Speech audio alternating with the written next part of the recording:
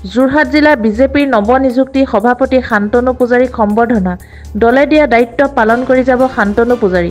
কালি সন্ধ্যা ৰাজ্যৰ বিভিন্ন জিলাৰ বিজেপিৰ সভাপতিসকলক নিযুক্তি দিয়া হয়। যোৰহাট জিলা বিজেপিৰ সভাপতি হিচাপে জ্যেষ্ঠ বিজেপি নেতা তথা অসম আন্তঃগাঁথনি উন্নয়ন নিগমৰ অধ্যক্ষ শান্তনু পূজাৰীক নিযুক্তি দিয়া হৈছে। দলে শান্তনু পূজাৰীক সভাপতি নিযুক্তি দিয়াৰ পাছতে দলীয় কৰ্মীসকলে তেওঁক সম্বৰ্ধনা জনায়। পূজাৰীয়ে কয় যে দলে তেওঁক আন এক গধুৰ দায়িত্ব দিছে।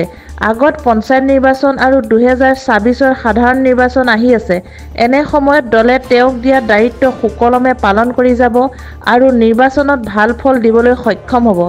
আৰু ভাৰতীয় জনতা পাৰ্টিৰ জিলা সভাপতি হিচাপে দলীয় নেতৃত্ব আৰু আমাৰ বিভিন্ন স্তৰৰ কাৰ্যকৰ্তাসকলে যি আস্থা আৰু বিশ্বাস আমাৰ ওপৰত ৰাখি এই দায়িত্বভাগী গুৰু দায়িত্বভাৰ যোৰহাট জিলাৰ সভাপতি হিচাপে অৰ্পণ কৰিছে। তাৰ কাৰণে মই সকলোকে আন্তৰিক কৃতজ্ঞতা আৰু ধন্যবাদ জ্ঞাপন কৰিছোঁ আৰু আশা কৰিছোঁ যে যি আমাৰ ৰাষ্ট্ৰ সৰ্বোপৰি আমাৰ যি এই মূল মন্ত্ৰ আছে, এই ৰাষ্ট্ৰ সৰ্বোপৰি এই লক্ষ্যত আমি উপনীত হ'ব পাৰিম। সমাজৰ বিভিন্ন শ্ৰেণীৰ বঞ্চিত আৰু নিপীড়িতসকলৰ বাবে কেন্দ্ৰৰ নৰেন্দ্ৰ মোদী চৰকাৰ আৰু ৰাজ্যত ডক্টৰ হিমন্ত বিশ্ব শৰ্মা ডাঙৰীয়াৰ চৰকাৰে যিখিনি সুবিধা সা সুবিধা বা অন্যান্যখিনি প্ৰদান কৰিছে, সেইখিনি আমি যাতে সেই শ্ৰেণীৰ লোকৰ হাতত আমি সঠিকভাৱে আমি অৰ্পণ কৰাব পাৰোঁ, তেওঁলোকক সম্পূৰ্ণ প্ৰাপ্তি আনন্দ উপভোগ কৰাব পাৰোঁ। আৰু তাৰ কাৰণে আমাৰ দলীয় কাৰ্যকৰ্তাসকলৰ এক দায়িত্ব আছে, ভূমিকা আছে। আগন্তুক পঞ্চায়ত নিৰ্বাচন যিহেতু আহি আছে, পঞ্চায়তসমূহৰ জৰিয়তে আমি ৰাইজক এই সম্পূৰ্ণ অধিকাৰ প্ৰাপ্ত কৰাব লাগিব।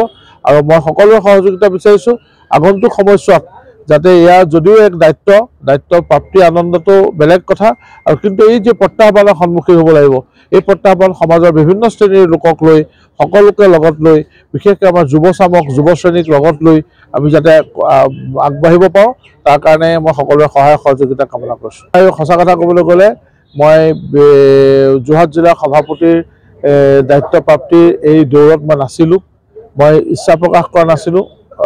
তাত বহুতো সাংগঠনিক বা অন্যান্য কথাও আছে, কিন্তু পিছত যেতিয়া আমাৰ কাৰ্যকৰ্তাসকলে নেতৃত্বই যেতিয়া মোৰ ওপৰত বিশ্বাস ৰাখি মোক এই দায়িত্ব প্ৰদানৰ বাবে আগবাঢ়িলে আৰু আমি দলীয় নেতৃত্বই দিয়া এই যি দায়িত্ব, সেই দায়িত্বভাগ আচলতে এক প্ৰসাদ হিচাপে আশীৰ্বাদ হিচাপেহে গ্ৰহণ কৰিছোঁ।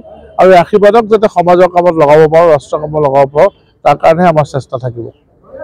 যোৰহাটৰ পৰা সুমিত দাসৰ ৰিপৰ্ট E24 লাইভ ব্ৰেকিং।